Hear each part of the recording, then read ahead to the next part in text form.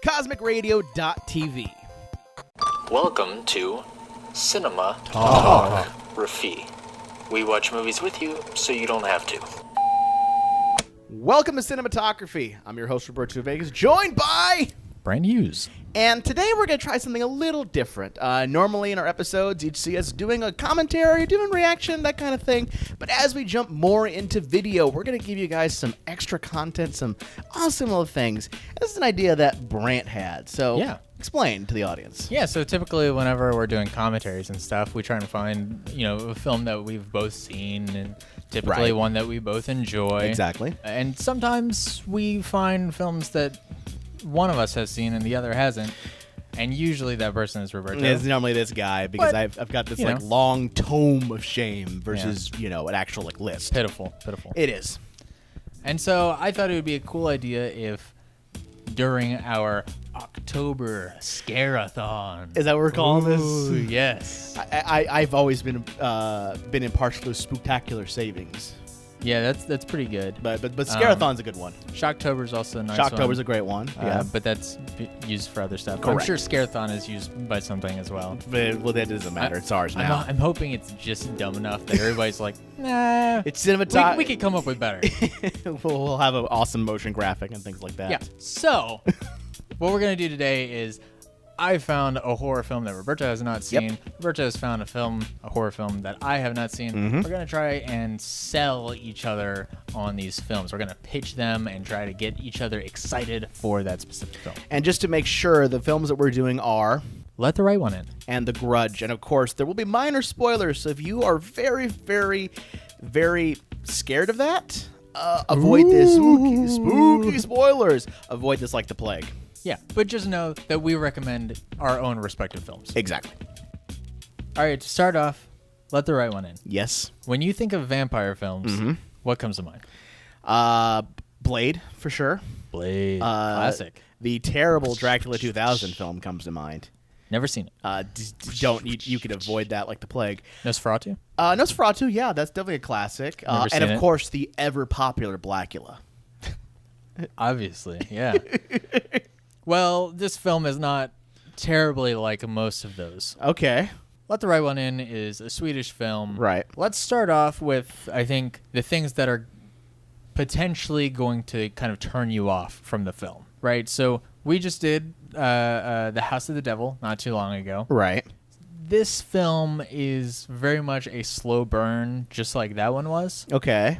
It does. I wouldn't say it necessarily has as crazy and hectic of a last act as The House of the Devil, but it takes kind of these horror moments and sprinkles them throughout the film. So it's a little bit more evenly distributed, but I would say there are more consistently horror elements. Okay. Right? There's that, but let's talk about what makes this so awesome. It's maybe not my favorite horror film, but it's in the discussion. Now, I got to ask, because I know it's a foreign film. Yes. Is the subtitling really good? Subtitling is pretty good. Okay. Because I know that's obviously it's not going to be a dubbed film, I hope, and pray. No. Okay. Although there was an American remake a few years ago. Oh, really? I never saw it, but okay. It's out there. That's funny, but this funny thing between both our movies is there is American remakes of each one of them. Right, yeah. So it's kind of interesting little thread. Yeah, which probably means that we chose pretty good films. Probably. So I'm going to make a few references back to The House of the Devil, since that's so fresh on our minds. Right. House of the Devil, it had a real reverence with the time period it was set in. This movie, Let the Right One In, it has a real reverence with kind of the lore and mythos of vampires. And so it's really interesting because it feels like a very classic tale of vampires with all of, what to me, even though I haven't seen a ton of vampire films, what feels like the original rule set. Well, yeah, vampires. The idea being that a vampire can't come in until you've invited them in. Yeah, I mean, that's certainly a big one, but there are a number of vampire things throughout the film. Well, because vampire lore has gotten so many different weird bastardized sort of things. When I talk about Dracula 2000, as a spoiler for that terrible movie, it implied that the first Dracula was actually Judas hanging himself, and the reason why he was like allergic to silver was because of the 20 pieces of silver he got for betraying Jesus. Like, it was a weird kind of thread, and I just felt like making that, but. Yeah. Because even like the actual, like we talk about like Dracula and vampires. I mean, it all comes from kind of Vlad the Impaler. I think it was Vlad the Impaler. That was sort of the beginnings of the sort of progeny. Legend. Right, exactly. Yeah, I do feel like there's this weird like modernization of all of these monsters, so to speak, and this kind of harkens back to a time before then, which is interesting, and. It's all foreign, and it's kind of cool because it's all like super snowy and stuff, which we don't see a ton of these days, especially since everything's shot in California. It's an interesting setting. It all feels very grounded, and one of the really cool things is that there's such an element of childhood in this film. The two leads in the film are child actors. And I think it's really an interesting kind of unexplored territory of having these creatures, these horrible, terrifying nightmare monsters. Yeah.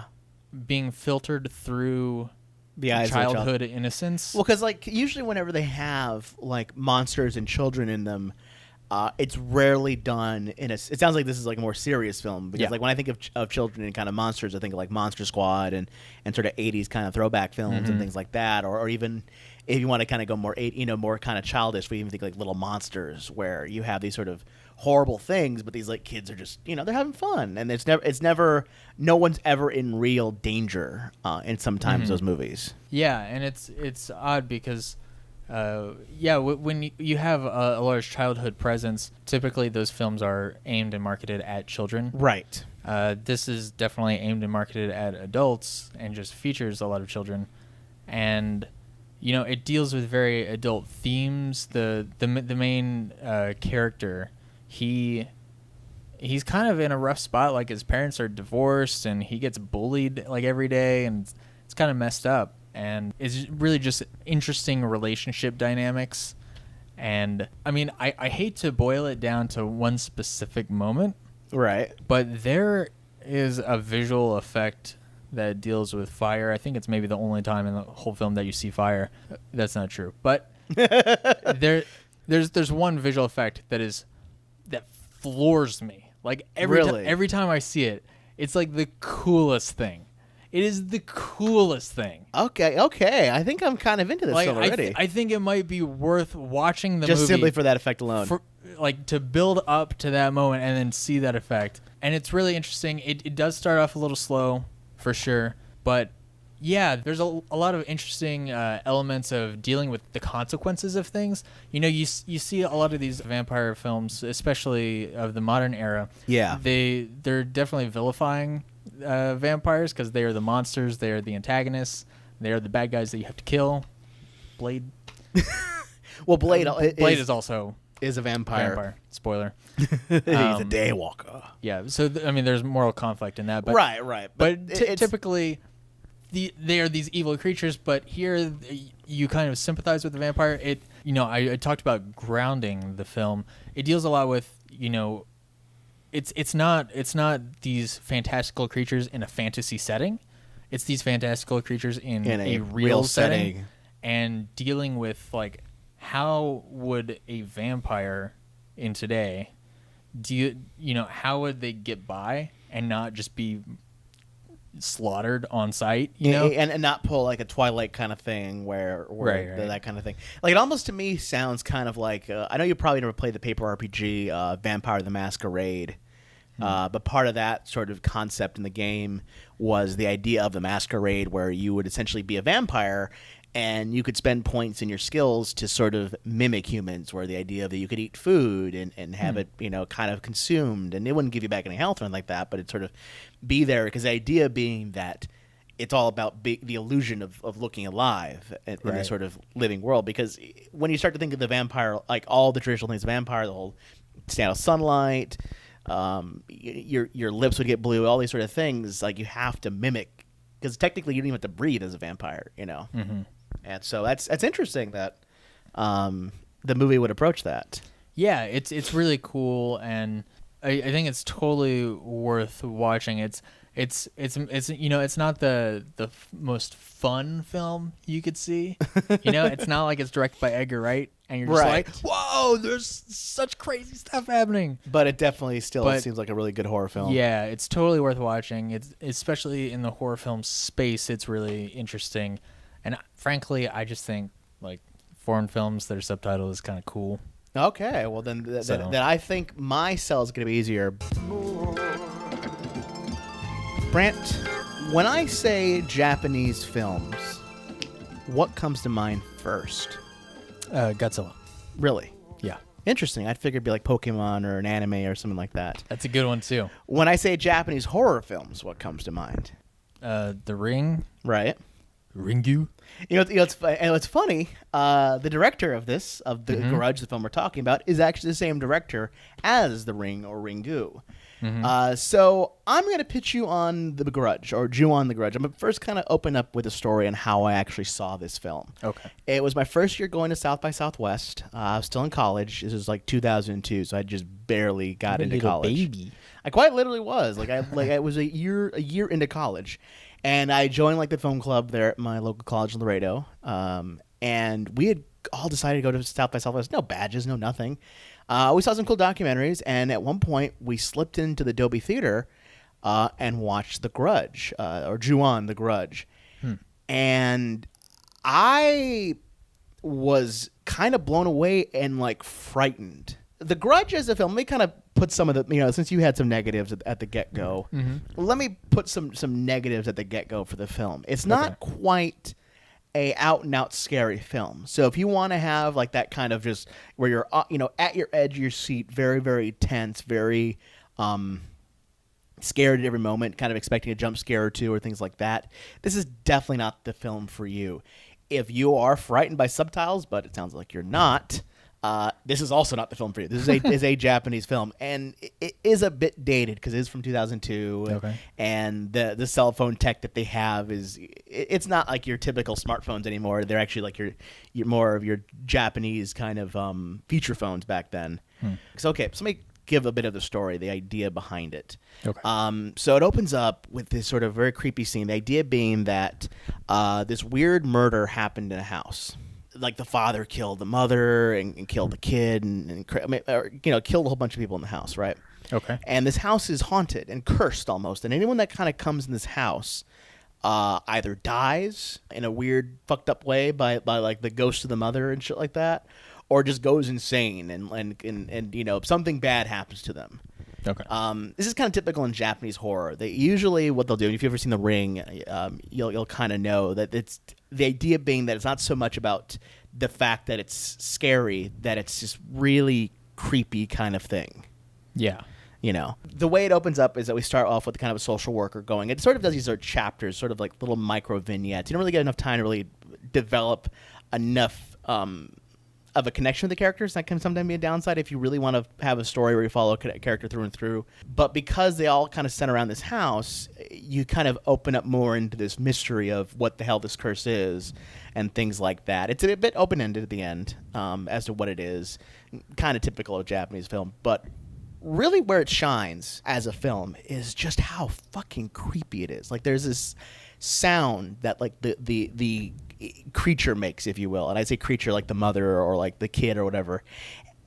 I can't even produce it, but it's like this like clicking kind of sound, and when you hear it, it makes you completely shiver up. Like every time I've heard it, it has this sort of like clicking kind of high, sound like almost at the back of your, like it hits some part of your body. Right. And it brings a physical thing, because every time I've heard that, and I was watching the movie again today, and I heard it, I was like, oh my God, it's such an unnerving sound. It's kind of funny because when I'm watching this, I see a lot of how Japanese horror works. And Japanese horror is a bit different than American horror. We're really, really heavy about our gore and our effects like that. Unfortunately, but sometimes they're the best, sometimes they're good, depending on who you ask. Some people like it. Sure. I'm not going to judge it, but what Japanese horror does a lot of times is a very much let's make it creepy. Let's make it something that's going to stay in your mind. Let's make that kind of horror thing that when you're done watching this movie, you're not going to sleep at night because you literally think that the Grudge girl is after you, or you think the Ring girl is after you, and it adds that thing to it because it has all these sort of very atmospheric sort of stuff. You have a lot of real settings. It's really is Japan. It really is like a house there, and you deal with like schoolgirls and things like that. But it has a lot of these sort of really kind of creepy little atmospheric things. And it's definitely a movie I would say to watch. Just of how bizarre, not bizarre, because bizarre is a hard word to say, but just how creepy it is and how that... Is it a strong horror film? I would not say it's the strongest film.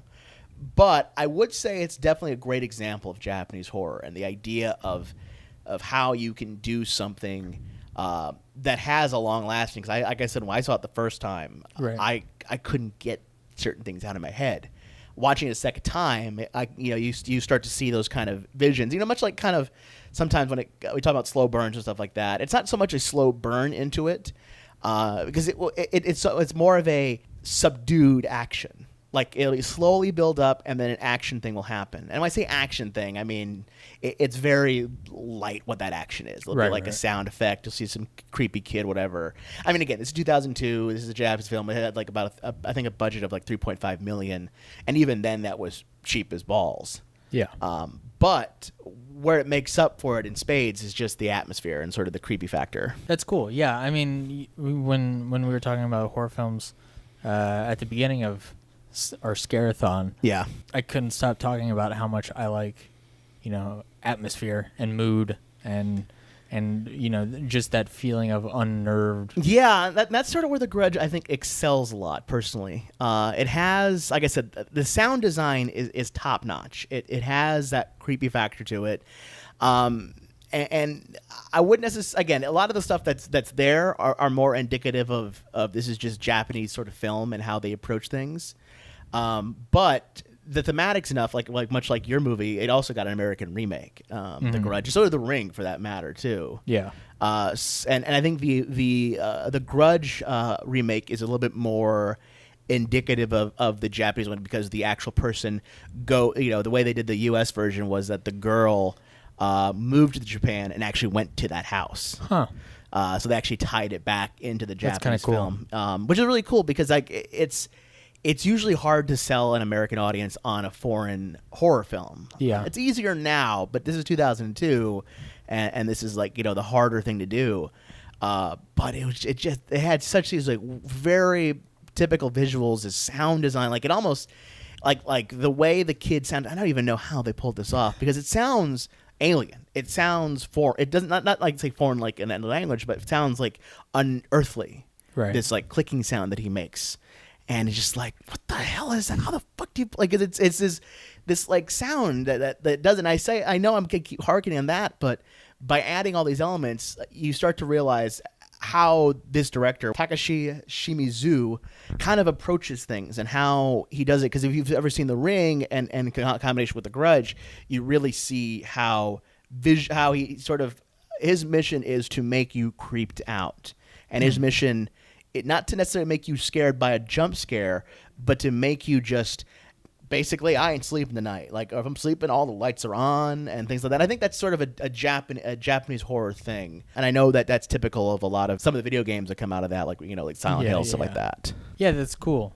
I feel like I'm kind of an easy sell for a lot of stuff, because if you say, hey, I recommend this movie, and hey, here's a way to watch it, I'll probably watch it. But it's super great to hear specifically about the sound design stuff, because that's such a vital part. And I think my film Let the Right One In, there's a little bit, but the real strength of that film is the visuals and the relationship dynamics.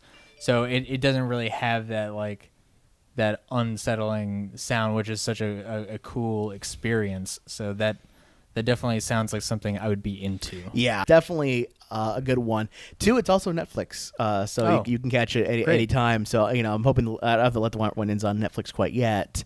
It is currently available on. Well, then both of the movies are currently available on Netflix. So if you, audience member, have yet to see either of these films, and need an excuse to watch them, they're on Netflix right now. And like I said, I really recommend The Grudge. It's definitely a film. Is it the best out of his films? I would say no. I mean, that would probably be the Ring or the Ringu. But The Grudge definitely is such a bizarre, weird Japanese film that what it does right, it does really right. And it really does a sort of ghost story. And it may leave you having more questions at the end, but I think that's sometimes a better thing for horror films. I think not giving out all the answers as to why something happens adds to the mystery and adds to you going, well, how did that work out? How did that this? And left obviously open for sequel. I mean, this is actually a series. Like, there's actually a whole bunch of other Ju-on movies. But it really adds to the whole idea of this being that kind of ghost story that your friend told you. Then he may not know all the facts of like why, Bloody Mary does this or why she exists and everything else. Like, 'cause after, some horror films I think have been ruined by the fact that they've added like the origin story to the character. Yeah. But so I definitely recommend The Grudge on that regard alone. Cool. Yeah. And Let the Right One In, it's, some closing thoughts. I think it is not inherently the scariest film you will ever see, but I think it's just a really interesting, fascinating portrayal of this horrifying concept. Yeah. Which I think is so worth the watch. Even just don't go into it expecting, kind of like you said, don't expect a jump a minute or anything like that. Yeah, don't go in that regard with it. Either of our films, it sounds like. Yeah. But they are, like I said, I would say The Grudge is definitely quintessential Japanese horror to watch. It sounds like Let the Right One In, it's quintessential almost vampire horror to watch. Mm-hmm. And Swedish horror. And Swedish horror, for that, mind you. So definitely check out some of these international films, because we always, during these times, we always hear the usual, watch Texas Chainsaw Massacre, check out the latest Saw movie or whatever. But there's some really good international films out there. Watch Final Destination 8. Are we up to 8 already?